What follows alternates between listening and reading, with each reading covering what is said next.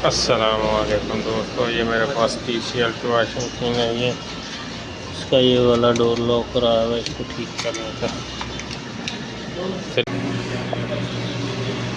ये door lock ठीक करने का तरीका बताते हैं। TCL का ये मैंने ओपन कर लिया इधर से।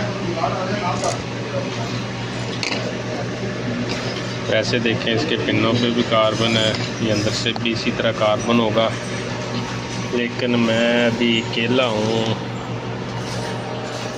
वीडियो को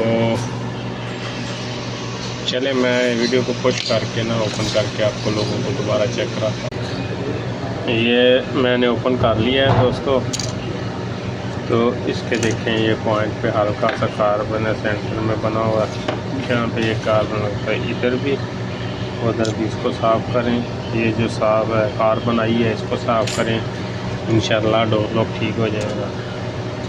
तो ये था TCL का डोर लॉक ठीक करने का तरीका। ये TCL की 8 kg की मशीन है। इसका बाकी मेरे साथ बने रहिए और वीडियो को एंड तक देखा करें लाजमी, और वीडियो को ज़्यादा लाइक शेयर किया करें। नए आने वाले चैनल को सब्सक्राइब करें, बेल आइकन को बटन को दबाएं ताकि हर आने वाली वीडियो आप तक आसानी